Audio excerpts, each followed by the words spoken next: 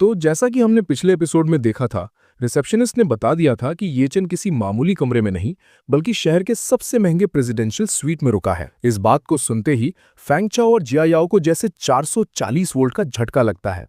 दोनों की आंखें फटी की फटी रह जाती हैं और मुंह से बस एक ही शब्द निकलता है, क्या? और आगे फैंग चाओ को दिमाग सुन्न पड़ जाता है और वो तुरंत अपने मन में कैलकुलेशन करने लगता है। वेस्टलेक होटल के प्रेसिडेंशियल स्वीट का किराया 80,000 एक रात का है और अगर वो वहां 7 दिन रहने वाला है तो इसका मतलब टोटल खर्चा हुआ 5,60,000।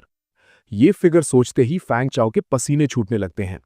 वो घबराहट में जिया याओ की तरफ देखता है और पूछता है, जिया याओ, क्या तुम्हें अब भी लगता है कि ये पैसे उसने तुम्हारी फैमिली के खर्चों में से बचाए हैं? इतनी बड़ी रकम सिर्फ स्क्रिम्पिंग से नहीं आती। अपने शक को यकीन में बदलने के लिए फैंग चाओ तुरंत रिसेप्शनिस्ट की तरफ घूमता है और हैरानी से पूछता है, क्या तुम श्योर हो? क्या ये चिन ने अभी के अभी पूरे 5,60,000 पे कर दिए? ये बात सुन के रिसेप्शनिस्ट जवाब देती है, जी हाँ सर, पेमेंट कंप्लीट हो चुका है। लेकिन रिसेप्शनिस्ट की अगली बात ने उन दोनों के जख्मों पर नमक छिड़कने का काम किया। वो मुस्कुराते हुए कहती है, और तो और उन्होंने मुझे खुश होकर 10,000 की टिप भी दी है। ये सुनते ही जिया याओ का गुस्सा कंट्रोल से बाहर हो जाता है। वो भड़क उठती है और चिल्लाते हुए कहती है, तुमने वो टिप रखने की हिम्मत कैसे की? वो सारा पैसा मेरी वैंग फैमिली का है, समझी तुम? जिया याओ वहां तमाशा कर ही रही थी कि फैंग चाओ उसे शांत कराते हुए लॉजिक लगाता है। उसका चेहरा सीरियस हो जाता है। जिया याओ, अभी टिप के पीछे रोने का वक्त नहीं है। असली सवाल यह है कि आखिर उसके पास इतना पैसा आया कहां से? अगर वो पिछले 3 साल से सब्जी भाजी के पैसे मार भी रहा था, तब भी 1 मिलियन जमा करना नामुमकिन है। ये सुनते ही जिया याओ सोच में पड़ जाती है। सही कहा तुमने। और तभी उसके दिमाग की बत्ती जलती है। उसे कुछ याद आता है। वो तुरंत बोलती है, रुको, वो अक्सर मेरी दादी के घर उनके कुत्ते की देखभाल करने जाता था और मेरी दादी के घर बहुत सारे पुराने और कीमती एंटीक्स पड़े हैं। कहीं ऐसा तो नहीं कि उसमें मौका देखकर 1-2 एंटीक्स चुरा लिए और उन्हें बेच दिया? और ये बात सुन के फैंग चाओ कहता है, पक्का यही हुआ होगा। जल्दी से अपनी फैमिली को फोन लगाओ और उन्हें बोलो कि चेक करें कि घर से कुछ गायब तो नहीं है। जिया याओ बिना वक्त गवाए हाँ बोलकर अपना फोन निकालती है। वहीं दूसरी तरफ वानहाओ होटल के बैंक्वेट हॉल का नजारा कुछ और ही था। काफी देर हो चुकी थी, लेकिन प्रेसिडेंट टेंग और बाकी बड़े गेस्ट्स अभी तक वहां से गए नहीं थे। सबके मन में बस एक ही सवाल था कि वो मिस्टीरियस इंसान कौन है जिसने इतना महंगा ब्रेसलेट भेजा है। सब उसी सीक्रेट फिगर की एक झलक पाने के लिए रुके हुए थे। और इधर किन होंगयान भी अब रेस्टलेस हो रही थी। वो बार बार दरवाजे की तरफ देख रही थी और सोच रही थी, इतना वक्त बीत गया, वो गिफ्ट भेजने वाला अभी तक आया क्यों नहीं? अगर रास्ते में ट्रैफिक भी होता तब भी उसे अब तक पहुंच जाना चाहिए था।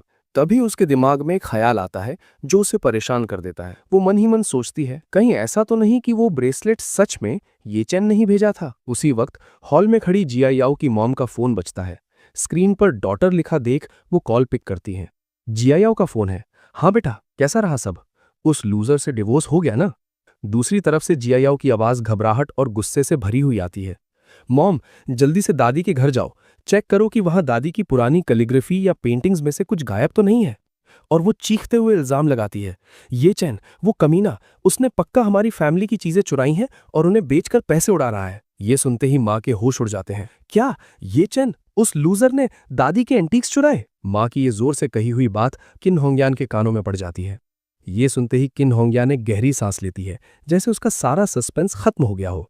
वो सिगरेट का धुआं छोड़ते हुए मन ही मन सोचती है, फ्यू, मुझे लगा था वो लड़का कोई बड़ा बिग शॉट है, पर वो तो बस एक मामूली चोर निकला। उसका इंटरेस्ट अब पूरी तरह खत्म हो चुका था। वो अपनी जगह से खड़ी होती है और कहती है, ओल्ड मैडम और दोनों प्रेसिडेंट वांग्स, कंपनी में कुछ जरूरी काम है तो मैं अब चलना चाहूंगी। ओल्ड मैडम वांग तुरंत खड़ी हो जाती हैं और रिस्पेक्ट से कहती हैं, प्रेसिडेंट किन, वो फाइनेंसिंग वाली बात अब आपके हाथ में है। ये बात सुन के किन होंगयान उसे कहती है, चिंता मत कीजिए, बोलकर वहां से निकल जाती है। और किन होंगयान के जाते ही बाकी गेस्ट्स भी समझ जाते हैं कि अब वो मिस्टीरियस टाइकून नहीं आने वाला। लगता है वो आज नहीं आएंगे, ये बोलकर सब वहां से निकलने लगते हैं। जब भीड़ छट जाती है तो ओल्ड मैडम वांग गुस्से और कंफ्यूजन में पूछती हैं, जिया याओ ने क्या कहा? ऐसा क्यों है कि डिवोर्स के बाद ही उसे पता चला कि ये चेन ने चोरी की है? माँ गुस्से में एक्सप्लेन करती है, जिया याओ ने बताया है कि ये चेन ने वेस्टलेक होटल में 1 हफ्ते के लिए प्रेसिडेंशियल स्वीट बुक किया है। उसने वहां करीब 6 लाख उड़ा दिए। इसीलिए उन्हें शक है कि ये पैसा जरूर उसने आपके एंटीक्स बेचकर कमाया है। ये सुनते ही ओल्ड मैडम वांग का गुस्सा फट पड़ता है। वो टेबल पर हाथ मारते हुए चिल्लाती हैं, ये घर जमाई। लेकिन ओल्ड मैडम अभी भी उस ब्रेसलेट वाले गेस्ट का इंतजार कर रही थी। वो अपने गुस्से को कंट्रोल करती हैं और सोचती हैं, वो ऑनर्ड गेस्ट जिसने ब्रेसलेट भेजा था वो अभी तक आया नहीं है। हम उस मामूली घर जमाई की वजह से अपना इतना बड़ा मौका हाथ से नहीं जाने दे सकते। और वो फैमिली को 2 हिस्सों में बांट देती हैं। जीचियांग, सुसिन, यूनयुन, तुम लोग मेरे साथ यहीं रुको, हम थोड़ी देर और इंतजार करेंगे। और फिर बाकी से कहती हैं, शाओजे, जीयुआन, सुलान, तुम लोग अभी के अभी मेरे घर जाओ और देखो कि क्या क्या गायब है। सब एक साथ हामी भरते हैं, यस। और इसी के साथ सीन शिफ्ट होता है और हम देखते हैं कि शाओजी और जिया याओ के डैड और उसके मॉम विला पहुंच जाते हैं। और विला के अंदर आते ही दोनों बिना वक्त बर्बाद किए चेकिंग शुरू कर देते हैं कि कहीं कोई सामान चोरी तो नहीं हुआ। और आगे शाओजी अपने अंकल को इंस्ट्रक्शन देते हुए कहता है, अंकल हम अलग अलग होकर ढूंढते हैं, आप एंटीक कैलीग्राफी और पेंटिंग रूम चेक करो, मैं ये वाला रूम चेक करता हूँ। और ये बात सुन के अंकल तुरंत हामी भरते हुए ठीक है बोलते हैं और अपने रास्ते निकल जाते हैं। पूरा घर छान मारने में करीब 20 मिनट निकल जाते हैं, लेकिन वहां कुछ भी गायब नहीं था। शाओजी चारों तरफ देखने के बाद कहता है, यहां तो कुछ भी मिसिंग नहीं है।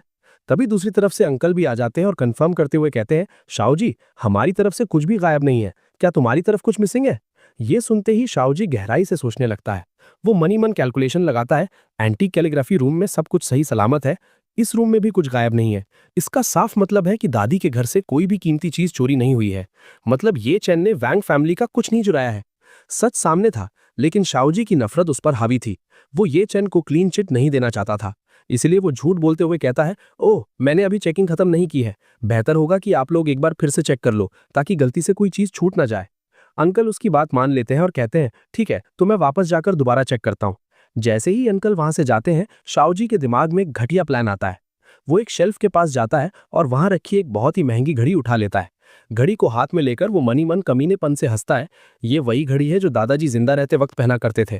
पूरी दुनिया में सिर्फ 48 पीसेज हैं और इसकी कीमत 5 मिलियन से ज्यादा है। उसके चेहरे पर एक शैतानी मुस्कान आ जाती है। ये चैन, अब से तुम वो चोर बनोगे जिसने ये घड़ी चुराई है। प्लान के मुताबिक वो उस घड़ी को अपनी जेब में छुपा लेता है और खाली डब्बा लेकर बाहर आता है। बाहर आते ही वो चीखने की एक्टिंग करता है, मेरे रूम से एक घड़ी गायब है। और ये बात सुनते ही जिया याओ की मॉम गुस्सा हो जाती है और कहती हैं, तभी मैं सोचूं कि ये चैन वो लूजर वेस्ट लेक के प्रेसिडेंशियल स्वीट में कैसे रह सकता है, वो जानवर। बिना देरी किए जिया याओ के डैड तुरंत ओल्ड मैडम वैंग को कॉल लगाते हैं और घबराहट में बताते हैं, मॉम हमें पता चल गया, दादाजी के पास जो रिचर्ड मिले वॉच थी वो वहां से गायब है। दूसरी तरफ फोन पर यह सुनते ही ओल्ड मैडम वैंग गुस्से से कांपने लगती हैं। उनकी आवाज में खौफनाक गुस्सा था। उसे पकड़कर मेरे पास लाओ, मैं आज उसका हाथ काट देना चाहती हूँ। फोन रखने के बाद डैड शाओजी की तरफ मुड़ते और कहते हैं, शाओजी दादी चाहती हैं कि हम अभी के अभी ये चैन को वापस लेकर आएं। लेकिन ये चैन का नाम सुनते ही शाओजी की हालत खराब हो जाती है। पिछली बार की धुलाई उसे आज भी याद थी। वो डर के मारे मन में सोचता है, मैं उस आदमी से दोबारा पिटना नहीं चाहता। बचने के लिए वो तुरंत नाटक शुरू कर देता है। वो अपने जख्म को पकड़कर दर्द का बहाना बनाता है, मेरा जख्म बहुत दर्द हो रहा है, मुझे पहले इलाज के लिए हॉस्पिटल जाना पड़ेगा, अंकल आप पहले जाओ, मैं थोड़ी देर में वहां पहुंचता हूँ।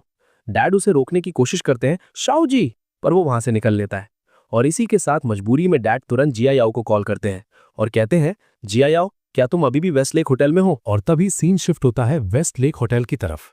जिया याओ फोन पर बात कर रही थी और जैसे ही उसे वो बात पता चलती है, वो हैरानी से पूछती है, क्या कहा? दादी के यहां से एक रिचर्ड मिले वॉच गायब है, वो भी 5 मिलियन की? ठीक है, मैं समझ गई।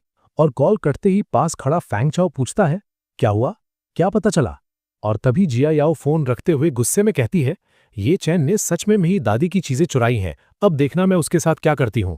वो गुस्से में रिसेप्शनिस्ट की तरफ घूमती है और बिना किसी लिहाज के चिल्लाती है, ये चैन का रूम नंबर क्या है?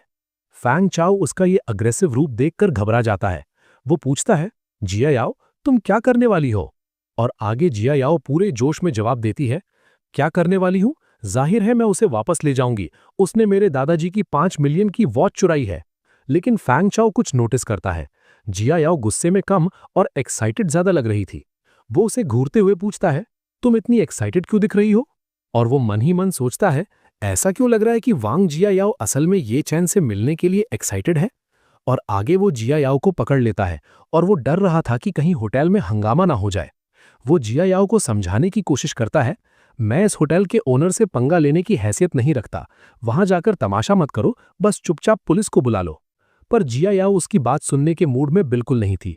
वो उसे धिक्कारते हुए कहती है, तुम इतने डरपोक क्यों हो? अगर तुम्हारी जाने की हिम्मत नहीं है तो मैं खुद जाऊंगी। और वो अकेले ही ऊपर निकल जाती है। सीन शिफ्ट होता है प्रेसिडेंशियल स्वीट के कॉरिडोर में। जिया याओ ये चैन के रूम के बाहर पहुंच चुकी थी। वो दरवाजे को जोर जोर से पीटने लगती है और चिल्लाती है, ये चैन, चोर कहीं के, मेरे लिए दरवाजा खोलो जल्दी। और ये आवाज सुनते ही थोड़ी देर बाद दरवाजा खुलता है और सामने ये चैन खड़ा था, जिसने अभी अभी नहाया था और उसने सिर्फ एक टॉवल लपेट रखा था। ये चैन उसे देखकर चिढ़ जाता है और कहता है, तुम औरत, तुम मुझे परेशान करना क्यों नहीं छोड़ती? अभी तुम्हारा डिवोर्स हुआ है और तुम मेरे पास चली आई। लेकिन ये चैन को इस हालत में, नंगे बदन और टॉवल में देखकर जिया याओ का गुस्सा ठंडा पड़ जाता है और उसका पूरा चेहरा लाल हो जाता है। वो बस हकलाते हुए कहती है, तुम। और गाइस, चैप्टर खत्म होता है यहां पर, और तब तक के लिए बाय बाय।